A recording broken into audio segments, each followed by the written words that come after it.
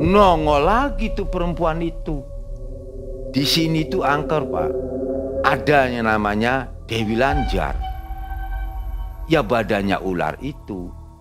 Bapak kalau ke bawah situ ya larinya ke ya masih saudaranya yang apa katanya nyeblorong, nyuruh kidul begitu.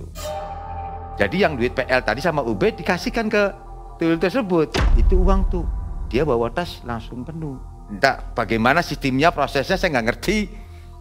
Duitnya sih nggak diambil, cuman set berapa detik, berapa menit tempelin ke situ. Jadilah duit itu tersebut duit bener. Jadi saya nggak aneh lagi ini. Kejadian hal yang nyata, asli. Pak Kumis tahu informasi dari mana tuyul ada di situ? Desiran angin nan lembut di malam hari mengantar langkah menuju tempat yang dituju.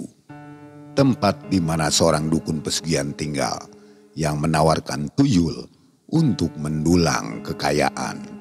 Mereka bukan sekedar legenda. Keberadaannya sungguh nyata di sekitar kita. Ambil kekayaan, tapi bayar dengan nyawa. Begitulah perjanjian yang dijalankan oleh kerabat Pak Kumis.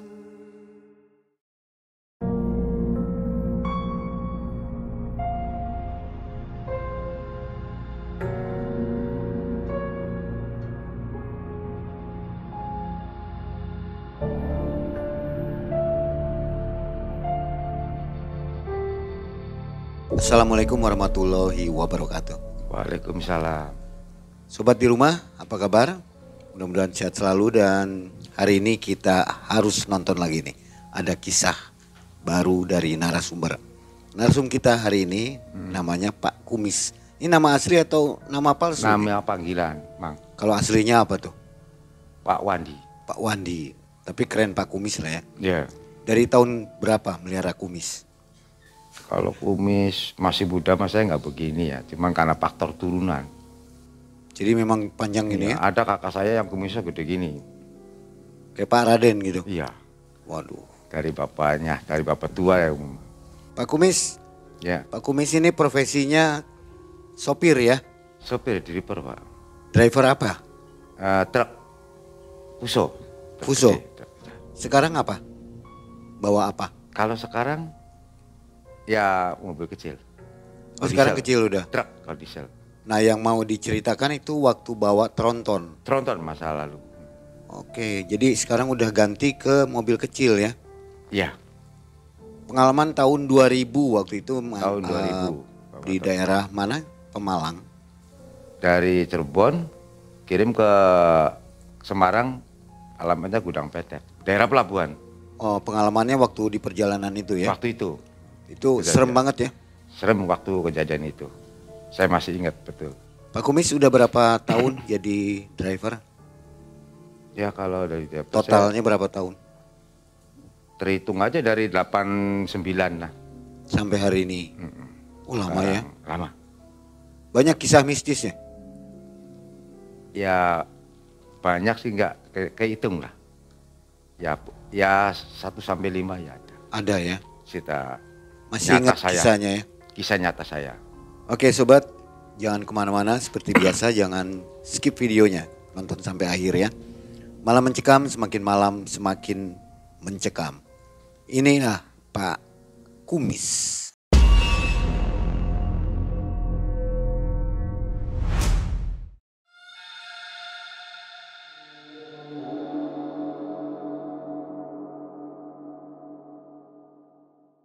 Jadi gini Mang, ceritanya kejadiannya tuh dari tahun 2000-an. Nah, di situ saya bawa ekspedisi angkutan semen. Nah, dari Cirebon, Semarang. Nah, ngirim dari situ berangkat muat sekitar jam 4 sore. Bawa kenek nggak? Bawa kenek. Keneknya namanya Mang Josin. Dari perjalanan yang namanya jarak dari pabrik sama rumah itu deket, saya langsung ke rumah dulu mandi, langsung berangkat malam. Dari perjalanan rumah ke Semarang itu kan ya istilahnya bawa truk kan muatan berat. Jadi pelan. Dari rumah jam 11 nyampe daerah Tegal lewat Pemalang itu sekitar jam 12 lebih. Mang, di situ saya ketemu perempuan mau ngikut. Jadi saya namanya perempuan, biasa supir kalau ada perempuan kan mau ngikut mana gitu, langsung berhenti dadak. Sampai tahu-tahu begitu, mang ikut. Ya, kebetulan perempuannya cakep, cantiknya bukan main. Yang namanya supir kan tahu sendiri ya, mang. Jadi saya berhenti minggir, kebetulan nepi di situ ada tempat parkir. Mobil minggir, matiin, turun, dicari perempuan tuh. Penasaran gitu kan. Nyampe situ, loh nggak ada. Datang di situ ada tukang tambal ban. Kok tukang tambal ban sampingnya kuburan. Saya sempat, aduh ini merinding curiga. Orang bukan kata saya. Ternyata, iya Pak saya nambal di sini. Kata saya, Bapak bener tukang tambal ban? Bener Pak, benar. Ada kejanggalan apa Pak? Udah curiga kan gitu Mang. Ada perempuan mau ikut Pak. Udah jangan adanya banyak ngomong. Di sini tuh angker. Bapak suka baca-baca, suka ambuin klakson. Bapak kan nggak pamit ke apa. Ayo Pak maaf atas ampura. Kenetnya mana? Ini Pak menjongsin. Jadi tuh kenetnya suruh ambilin sajen pikir saya sajen apa nggak ngerti. Nggak taunya di situ sudah siapin. Seperti kopi, kinang, rokok gitu kan. Jadi saya ya nurut aja. Tadinya kan saya dikontak apa tuh nggak mau hidup di starter tuh. Disuruh kontak lagi mobil tuh. Ternyata nyala. Setelah saya kontrolin bannya kanan kiri gitu kan. Dia sampai sempat merinding. Aduh harus ditiurin begini. Saya takutnya perempuan itu nongol gitu. Wong udah gelap begitu. Tenang jangan takut ada saya. Mungkin dia orang ngerti lah. Ya orang pinter lah. Mungkin kelihatan barang makhluk halus begitu. Nah begitu dikontak itu mobil hidup. Mang. Nah itu saya kan alhamdulillah selamat kata saya. Dalam perjalanan saya ke Semarang sekitar lewat daerah Alas Roban tuh nggak ada gangguan apa-apa.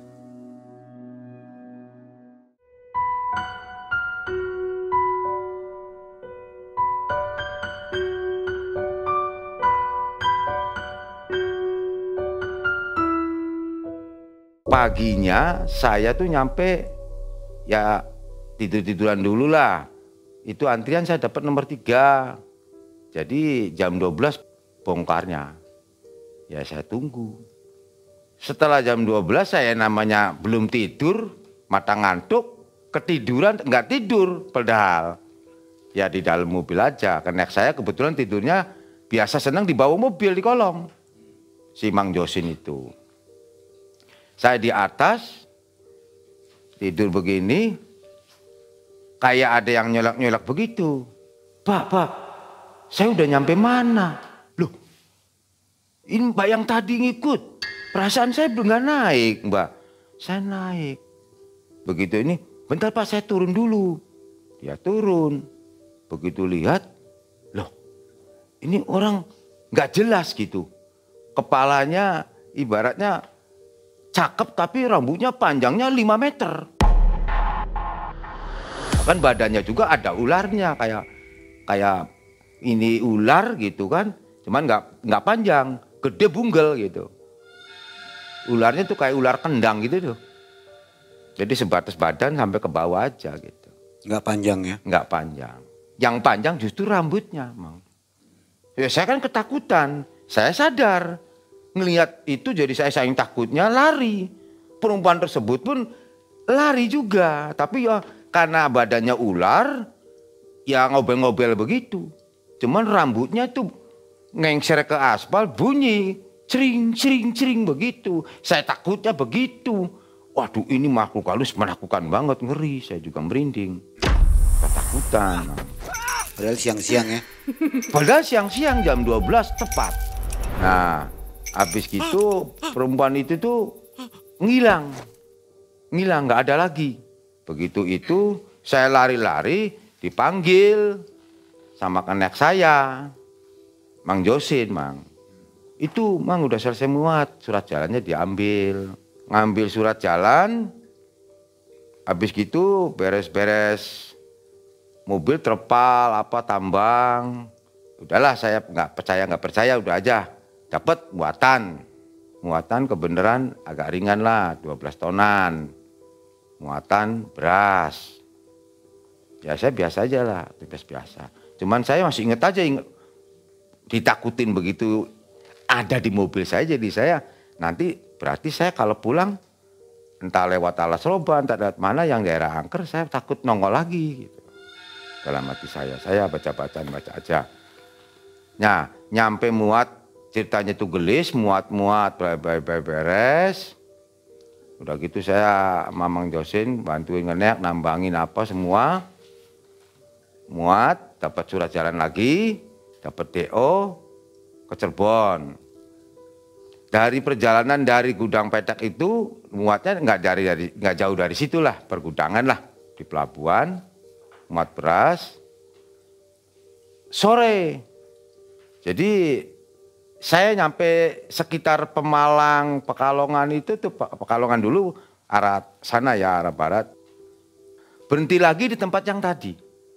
Maksud saya nanya kronologisnya, saya yang kejadian yang waktu bongkaran itu perempuan ngikut. Jadi saya namanya takut, orang itu kebetulan ditanyain katanya orang pinter. Wah, mana ini yang tambal ban itu? Iya, tambal ban itu, Mang. Waduh, berarti udah merasuk ke Bapak gitu. Jadi gimana, Pak, kata saya, minta tolong lah, saya perjalanan di mobil takut diganggu, bagaimana ini. Waduh, itu nggak bisa aja.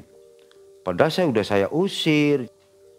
Tapi yang namanya begitu, Bapak jangan suka ini aja, jangan suka apa ya, kalau ngantuk ya tidur. Jangan kalau ngantuk-ngantuk dipaksa, takutnya masuk kerasuk jiwa, jasmani Bapak sehat, nanti rohnya kemasukan. Jadi gimana? Ya udah tidur dulu di sini. Daripada saya nanti takut perjalanan tengah malam bongkar Cirebon ini kan gitu. Ada tidur. Sampai situ saya ya nggak ada hambatannya, tidur di situ aman lah, sebelahnya juga saya nggak di daerah yang kejadian yang tadi, di warung lah, agak jauh tapi. Jadi teman-teman datang nyamperin 3 mobil. Nah, teman nggak ada yang tahu bahwa saya kejadian begitu, Mang. Mang tambal banyak cerita, Bapak ini nginep di sini lagi ada masalah. Apa tuh?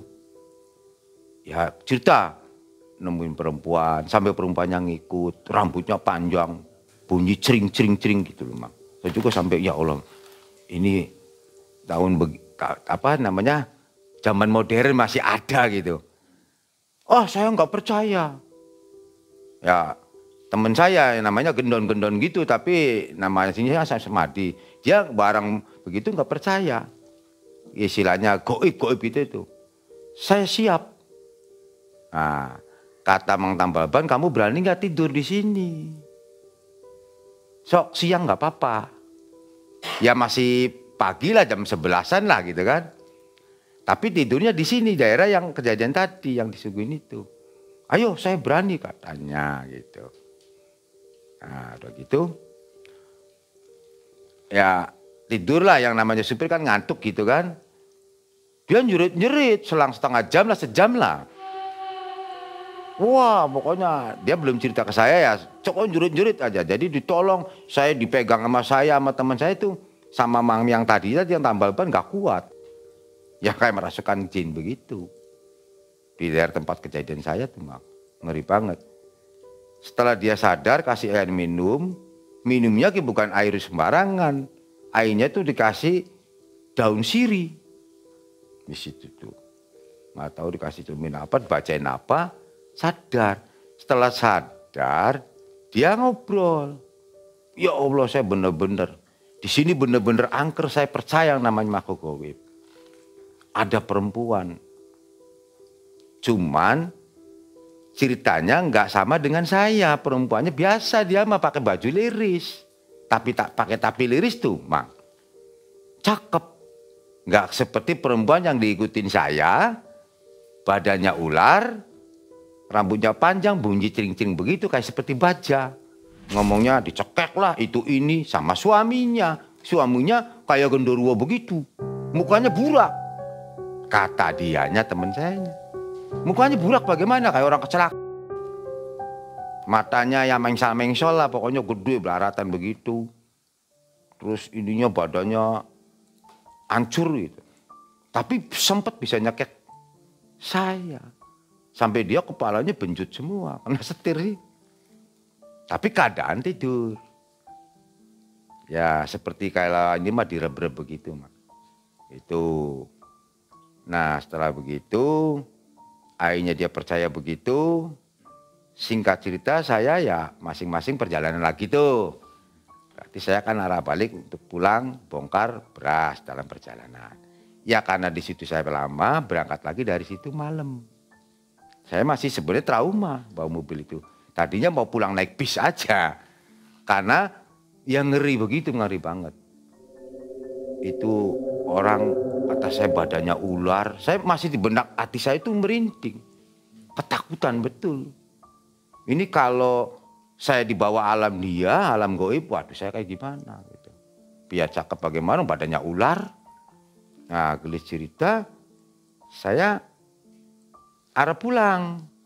Terus saya perjalanan. Masuk Losari, sudah nyampe Cirebon, pikir saya kan deket. Nunggu pagi, nyantai, pelan. Dalam perjalanan sudah jam 2, jam 3 ya. Di jembatan tersebut namanya jembatan Kali Asin. Tuh, jembatan Kali Asin. Di situ saya berhenti karena ngantuk. Ya pikir saya aman lah, udah kayaknya perempuan itu nggak ngikut lagi gitu. Di kali jembatan tersebut kebetulan lagi direhab. Ya banyak kuli-kuli tidur lah di situ. Saya di mobil, maksudnya deket orang-orang biar beras saya aman karena saya bawa beras.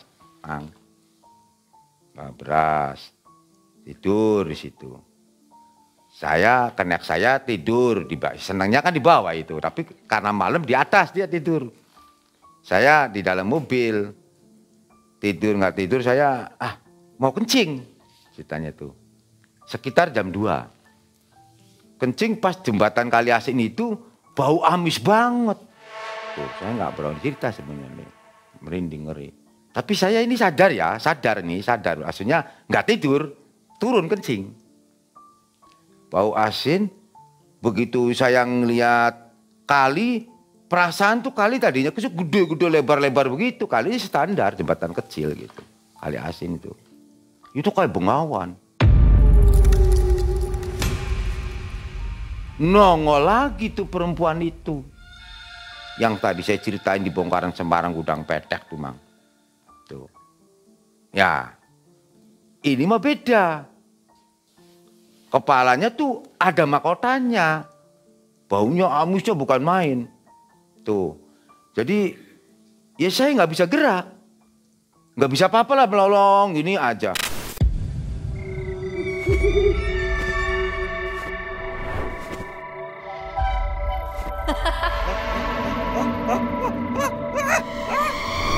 Ada apa Pak?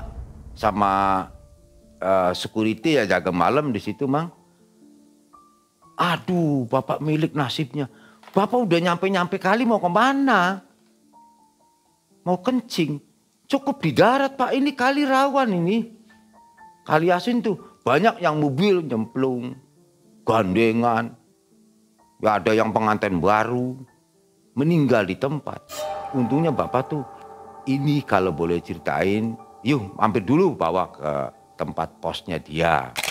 Di sini tuh angker Pak. Nah yang katanya, ada yang namanya Dewi Lanjar. Ya badannya ular itu. Kepalanya ya biasa cakep, mahkotanya ada mahkotanya. Katanya Dewi Lanjar. Itu amis tuh baunya dia. Bapak kalau ke bawah situ ya larinya ke ya masih saudaranya yang apa katanya nyeblorong, nyiruru kidul begitu. Jadi saya waktu itu kan masih malam ngobrol-ngobrol, Ya udah saya terusin perjalanan kan. Udah pagi. Si Mang Josin kemana nih? Masih tetap di mobil. Nggak tahu ya dia? Nggak tahu. Kalau tahu takutnya turun naik bis. Nanti saya ceritain. Nyampe di bongkaran, saya bongkar di daerah Mundu. Gelis cerita saya juga Mundu, Mang Josin suruh beli nasi. Saya ceritain semua. Nih, saya tuh ditakutin. Ketemu pertama perempuan di daerah Pemalang. Ngikut. Tapi nggak jadi ngikut, nggak ada. Wah, pantesan kemarin mobilnya malam-malam mogok. Nggak bisa di starter, ya itu gangguannya. Cuman saya rasain nggak saya ngobrol sama kamu tukang tidur kata saya. Nyampe bongkaran, kamu gedor-gedor ngambil surat jalan, itu saya ngelihat dari mobil dulit nyolek saya, itu rambutnya panjangnya bukan main, badannya ular bunggel begitulah, nggak panjang. Terus rambutnya panjang, saya turun dia ikut turun. Jadi rambutnya itu ngelengser di aspal tuh. Bunyi cering-cering begitu kayak baja ringan. Singkat cerita emang saya udah tahu mobil itu suka kecelakaan. Kalau mobil truk yang ditempelin kayak gambar, bukan gambar ya maaf, telapak kaki kuda tuh sudah membunuh orang. Ya minimal suka nabrak gitu. Siapa yang nempelnya itu? Bos saya. Ditandain gitu? Ditandain. Itu ciri-ciri truk ekspedisi manapun, truk bawatan besar kalau ada seperti begini kayak truk tapi ada lubang-lubang. Iya. Nah itu dipaku di situ. Sampai sekarang seperti itu? Masih. Di belah mana ditempelnya biasanya? Di belakang sasis. Sasis bantalan bak. Di situ kan ada besinya, di atas ada kayunya. Berarti sudah makan korban mobil itu? Sudah. Bahkan katanya sudah berulang kali. Tapi nggak mau dijual. Kenapa alasannya? Itu mobil dunia.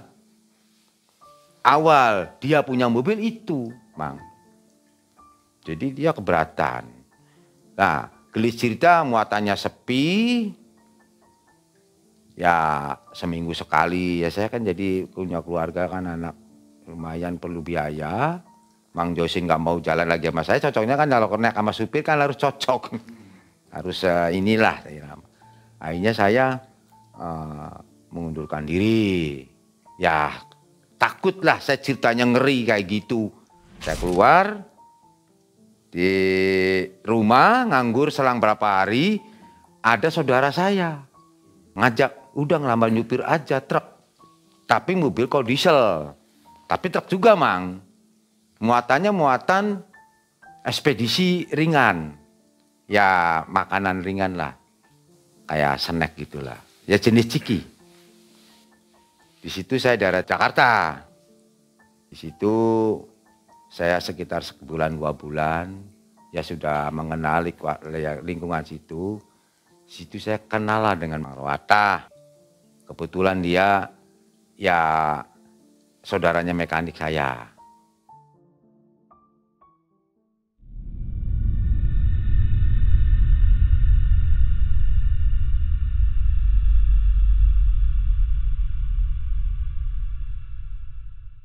Karena tetangga suka ngobrol-ngobrol sharing, dia sebenarnya dulunya orang kaya, bekas bos, bekas pengusaha, ya pengusaha rongsok gitu kan, jatuh. Jadi dia utangnya tuh banyak, ratusan puluh juta, stres dia. Tiap hari ditagih Mang Kumis bagaimana minta tolong. Ya tolong apa kata saya, diceritain kalau nggak mau cerita saya tahu dari mana. Ya nyupir dia suka ikut ngenek juga. Yang ngirimnya kalau Jakarta kan deket-deket. Gitu. Nah, jadi setelah nyupir begitu, ya saya pulang ditungguin, dicariin gitu. Ada apa? Wah berarti nagih yang kemarin saya cerita. Ini saya di Cirebon banyak yang orang ngerti lah. Pikir saya bukan masalah pesugihan. Nggak tahu dia. Ya sharing ngobrol ngalan gini. Pak jujur aja saya mau ngomong. Marah nggak? Ya enggak kata saya. Apa sok? Gak apa-apa saya kayak saudara gitu.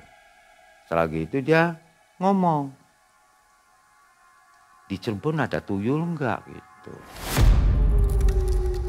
Ada. Ya percayalah kalau Cirebon pasti banyak orang pinter. Tapi Mang Rawata siap enggak?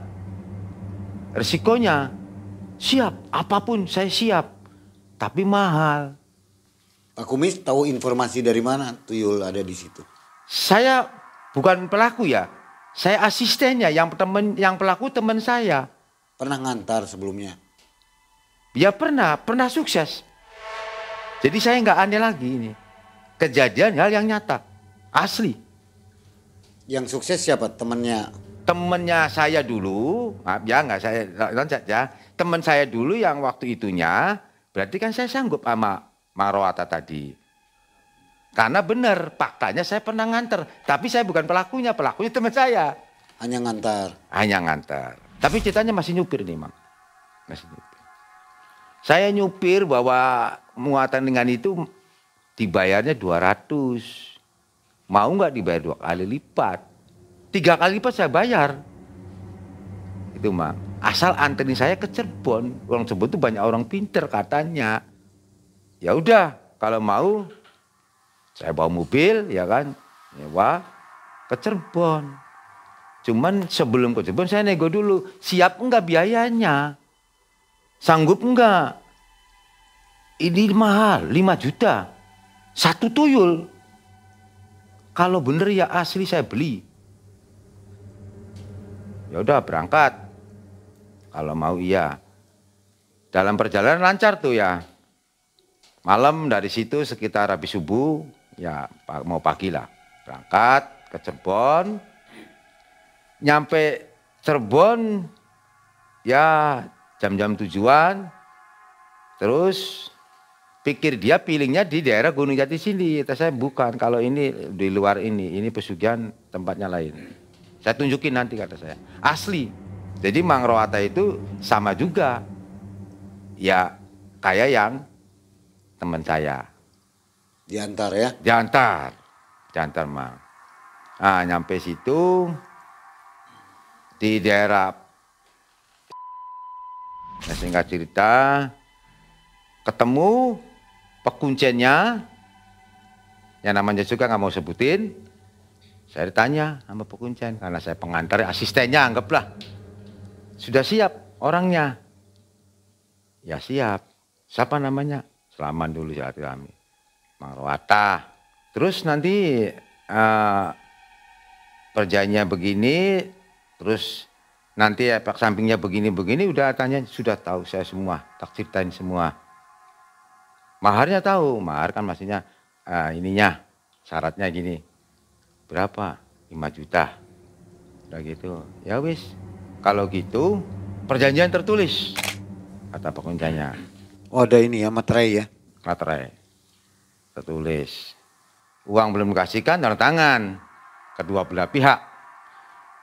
Kata pekuncanya, bila mana tuyul ingon-ingon saya nggak datang kalau malam Jumat, nggak bisa kebeli yang beli 5 juta, duit yang 5 juta balikin. Udah gitu, bayar. Ya saya sampai sempat ngitung duitnya, duit bener ini Pak ya. Nah, lunas nota akuntansi semuanya 5 juta, dia ngomong, ini syaratnya berat, tapi sudah ceritain dulu Mbak Kumisnya, sudah semua, siap dia latih batin. Balonnya bagaimana? Dia sempat kaget. Balon apa? Katanya Mbak Kumis. Udah, kamu nggak begitu paham. Ya saya tadi ceritain, balon itu kandungan. Itu. Orang hamil maksudnya? Orang hamil. Tapi yang nggak ada bapaknya. Sanggup nggak? Ya sanggup katanya. Saya apapun saya lakukan. Yang penting saya sukses. Kata Mang Rawata tadi. Terus kalau itu sudah siap, yang keduanya itu siapin duit. Duit biasa, gampang katanya. Duit PL, perahu layar. Duit ratusan tuh yang gambar perahu Bugis tuh. Ya udahlah nanti saya cari-cari, nggak usah banyak katanya. 5 atau 10 ya ibaratnya. Yang penting bahan duit. Itu. Jadi ya udah, kalau gitu berarti sekarang nggak bisa dibawa ya Mang Kuncen. Ya nggak bisa, belum bawa syaratnya gitu. Tapi ini tuntutan raja jadi, duitnya nggak apa-apa. Di sini aja saya siap, pasti dapat, kata Mang Rawata tadi. Jadi balik. Uangnya ditinggalin 5 juta. Ditinggalin, percaya aja. Karena dia minat. Tinggalin, saya pulang lagi ke sana. Ke Jakarta. Gitu. Informasi selang 3 hari, dapat perempuan tadi. Siapa yang nyari? Mang Rawata tadi dapat. Entah dari mana saya nggak tahu. Dapat orang hamil. Dapat orang hamil. Umur berapa hamilnya? Kandungannya ditanyain 6 bulan ke bawah. Pas kan kata Pekunjan itu harus 6 bulan ke bawah. Bahkan itu mungkin 5 bulan lah. Singkat cerita, ya udah perempuan itu ditanya sama saya, siap enggak risikonya? Kalau gini-gini, apa sih Pak risikonya? Ya nanti kamu bayinya itu hilang. Ya orang saya pengen tak gugurin katanya. Kesempatan ini kan gratis Mang Kumis. Oh gitu. Tapi jangan bawa nama saya. Ini kan kebetulan Anda juga butuh buang aib. Tapi Mang Rawata juga sangat butuh sekali. Kamu minta bayaran berapa? Lah terserahlah. Orangnya enak legowo. Mau ngasih berapa sok sih Mang? Waktu itu kalau nggak salah dikasih 3 juta. Itu kesuhunya bukan main, senangnya bukan main. Nah, dia ngomong sama si yang punya balon itu. Bisa cari duit ini enggak Mbak? Duit apa, uang ratusan. Wah kebetulan J.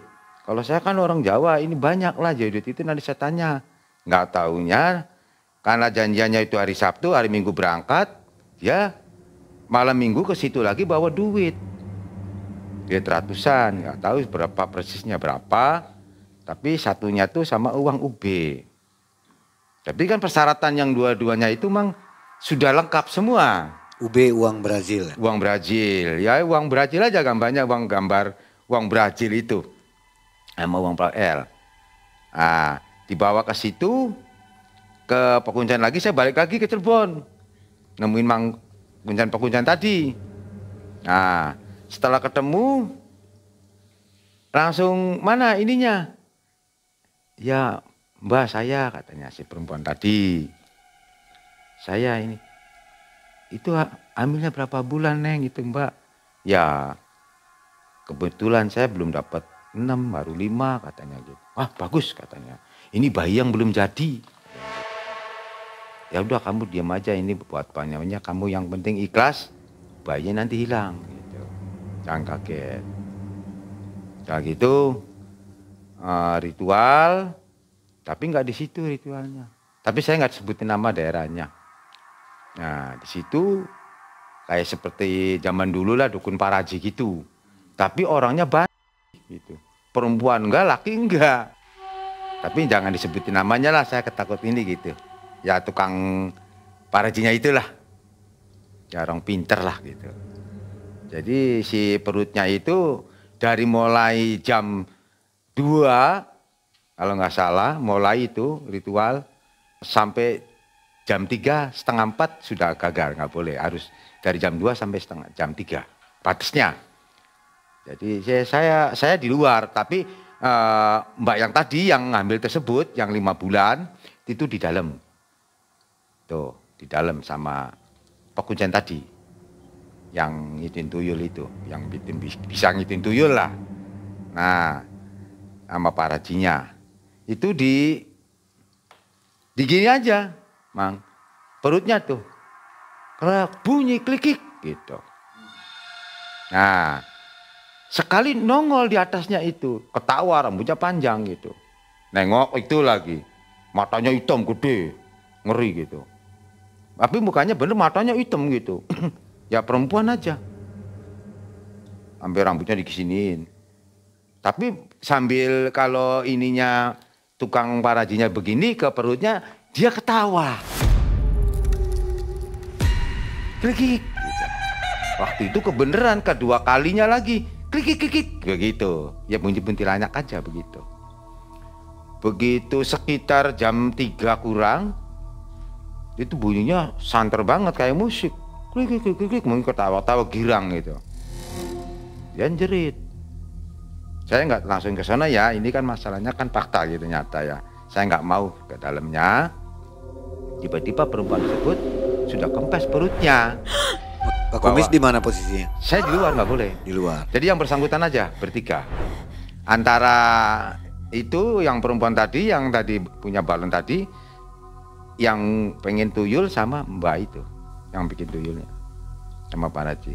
Udah gitu dibawa perempuan itu, terus Pak Pekuncen cuman nyekel itu apa namanya, kalung suwuk itu. Kalung suwuk itu apa, Pak? Jenisnya lawon, tapi lipet-lipet kotak. Kain. Kainnya. Warna? Ya putih. Lawon aja. Lawon untuk orang meninggal itu. Ngeri itu. Di dalamnya saya nggak tahu apa jenisnya. Ngobrol lagi di tempat Pekuncen tersebut. Saya cerita, katanya Pekuncen. Saya nyaksiin tuh, baru boleh. Ini uang sudah ada, balon sudah sukses. Tuh orang yang ngandung sudah nggak ada. Kamu sukses katanya. Kata Mbah, anggaplah Mbah. Ini yang kamu beli 5 juta tersebut, hasilnya ini. Lawon tersebut. Yakin gak Pak? Katanya Mbah, kata si Mang Rawata. Nanti tunggu malam Jumat Kliwon. Tapi nanti kamu kalau malam Jumat Kliwon, dari mulai malam terserah, tapi jangan terlalu malam. Kamu bikin ritual di rumahnya, di kamarnya lah, ritual. Istri nggak boleh tahu, anak semua nggak boleh tahu. Jadi ruangannya itu khusus, itu serba merah, lampu listriknya harus merah. Sampai itu listrik pol zaman dulu kan harus dicat dulu warna merah. Jadi ini setelah pulang ya? Sudah pulang, ya. Ya anggaplah sudah 90% sudah berhasil. Nah, begitu listriknya nyalain merah, itunya kasurnya merah semua, ya cerita Mang Rawatanya ya, kalau saya mah nggak tahu, Mang. Itu nongolnya dari mana nggak tahu. Si tuyul tersebut tuh datang, ngomongnya ke saya jam 2-an malam Jumat Kliwon. Tapi nggak bunyi klik-klik ngapa, cuman yang mungkin yang bayi tersebut atau gimana, saya nggak mau detailnya, maaf ya, ini saya ngeri lah ceritanya. Makanya ceritanya kata Maulana tadi, ada tuyul itu di angin-angin jendela bisa masuk, di bolong kecil bisa masuk. Kenapa? Dia bentuknya lentur. Nah, kenapa? Karena ya dari itu tersebut belum jadi sekitar kandungan 5 bulan gitu. Nah, jadi dia kalau mau masuk rumah atau mau ngambil duit itu gampang aja masuk rumah tuh, karena lentur. Kalau ada angin-angin jendela tuh masuk.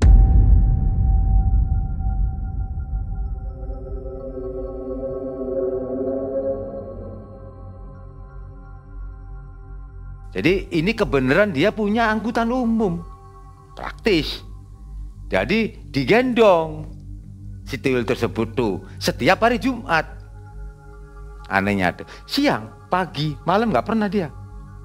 Anehnya dibawa ke pasar, mobilnya diparkirin. Pasarnya saya nggak mau sebutin ya. Itu bawa pasar. Itu terus nih kamu ngambil duit yang 50 ribuan atau yang ratusan. Dia omongin cuman gitu doang. Nah, ini bekalnya. Jadi yang duit PL tadi sama UB dikasihkan ke tuyul tersebut. Ya, saya nggak tahu beritanya, itu masalah goib. Dibawa ke pasar. Ya ngomongnya selang berapa jam lah, yang nggak benar hitungan menit mungkin ya. Itu uang tuh dia bawa tas langsung penuh. Cita Mang Rawata. Jadi uang UB tersebut, uang yang ngambil di pasar cuman dipinjam doang. Mungkin di bank goiban apa nggak tahu, Mang. Jadi dijiplak atau bagaimana saya ngerti. Itu kan bahannya bahan duit, ditempelin gambar duit 50-an contohnya. Jadi kan jadi duit gitu. Jadi bukan asal mula tuyul itu ngambil duit orang 1.000 atau 10.000, enggak. Itu dari duit tersebut yang PL tadi. Pinjam duit doang dijiplak lah. Tapi kenapa harus ke pasar? Ke pasar kan banyak orang jualan, Mang. Katanya hanya dijiplak aja. Ya jiplak tuh maksudnya kalau orang pasar kan banyak dasaran gitu. Ngebala uangnya itu banyak. Jadi kalau jenis pasar begitu kan, ya kan orang nggak ngelihat. Diambil, entah bagaimana sistemnya, prosesnya saya nggak ngerti. Duitnya sih nggak diambil, cuman set berapa detik, berapa menit, tempelin ke situ, jadilah duit itu tersebut duit bener. Ada yang ratusan, 50. Jadi saya nggak sempat main waktu itu, kembali ke Mang Lewata ya, seminggu lah. Informasinya bagus. Saya belum main tuh. Itu belum ketemu lagi. Nggak ketemu, saya nyupir lagi ceritanya. Datang ke situ, saya, wah pokoknya disuguhin macam-macam lah. Kata saya, ini panggil, ini angkot siapa? Angkot saya ya, ini.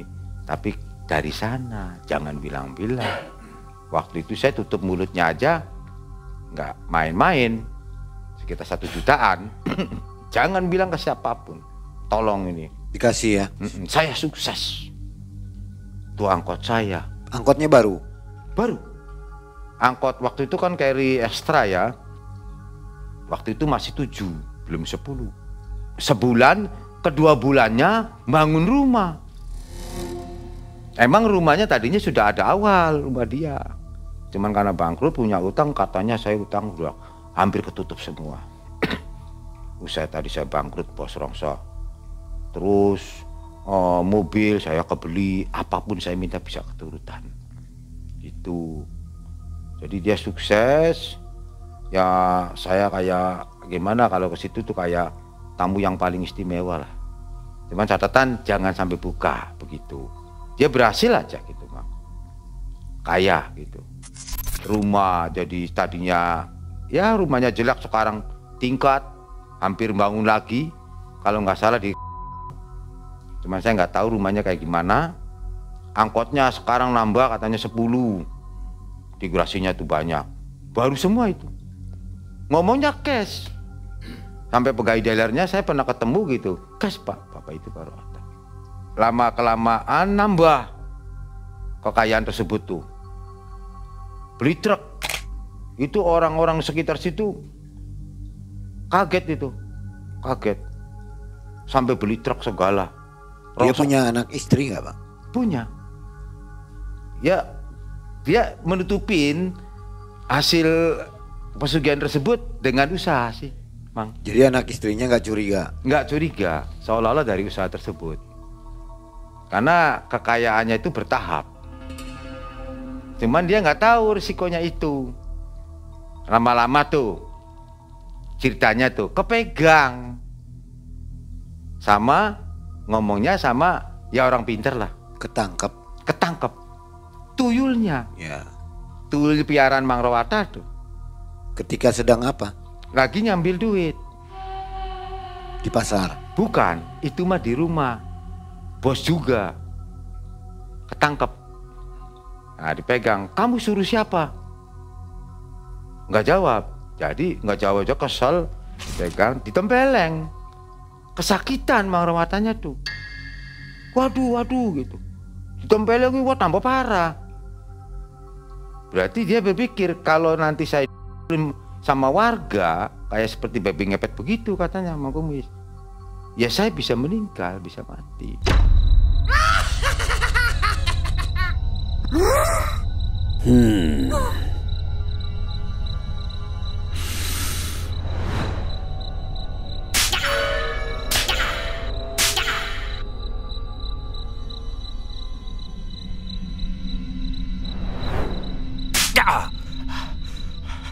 Jadi si piaranya itu tuyul itu sempat jawab, saya punya Mang Lewata, disuruh. Nah, jadi kan Pak Ustadz paham, berarti yang nyupang tuyul itu dia. Itu tetangganya ya? Tetangganya. Nggak jauh Nggak maksudnya? jauh, paling beda 3 rumah, 4 rumah lah gitu. Jadi dia ampun-ampunan, terus dia dipanggil sama itu kiainya, kamu megang ini. Gimana nih Pak Ustadz caranya biar saya selamat? Saya dunia akhirat saya kapok, udah saya tobat, nggak mau ini lagi. Kamu jalur singkat, pesugihan begini nggak boleh. Ini kalau yang megang orang lain bukan saya, kamu bisa mati. Saya anterin ke warga, digebukin rame-rame, ya udah mati, tamat kamu jiwanya gitu, nggak tertolong. Jadi caranya bagaimana Pak Ustadz? Dikasih saran, dia masih milik. Akhirnya gimana?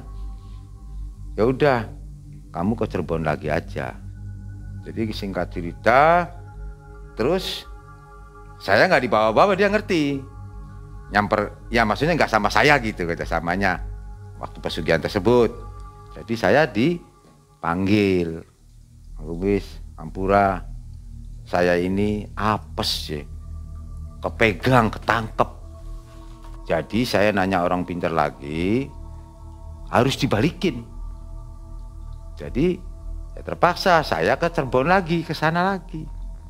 Ternyata karena miliknya dia harus selamat, kata Pak Kuncen, ngomongnya dilalanya bisa rezeki, nggak apa-apa dibalikin.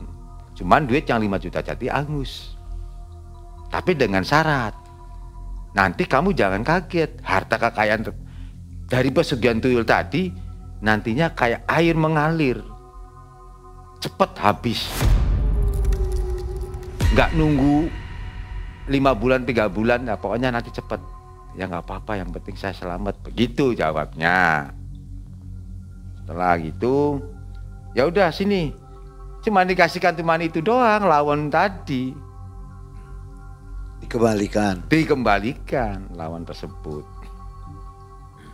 Ya mungkin kan itu tuyulnya dikembalikan, terus ya udah kalau gitu selaman, sudah nggak ada kaitan lagi, nggak tahu dipegang apanya, kepalanya apanya itu, dibacain apa, udah kamu selamat, sudah nggak ada, kamu tuh nggak punya pesugihan lagi, mau pulang nggak apa-apa, cuma begitu doang, didoain apanya, lawannya dikasihkan. Setelah nyampe di rumah, saya kegiatan biasa, nyupir lagi itu ini, nggak ada kan kabar berita. Ya dia nggak mau cerita mungkin ya. Setelah itu dapat seminggu 2 minggu dia manggil saya lagi. Itu mobil saya ngagrak katanya. Biasanya pada masuk semua, kata saya, yang 10 itu ke garasi. Ini nggak ada, tinggal 5. Yang 2 turun mesin, yang 3 kecelakaan. Jadi saya jual. Tuh dijual, uangnya juga dihitung, di bank nggak menerima. Ya uang goib spontan tuh, aneh.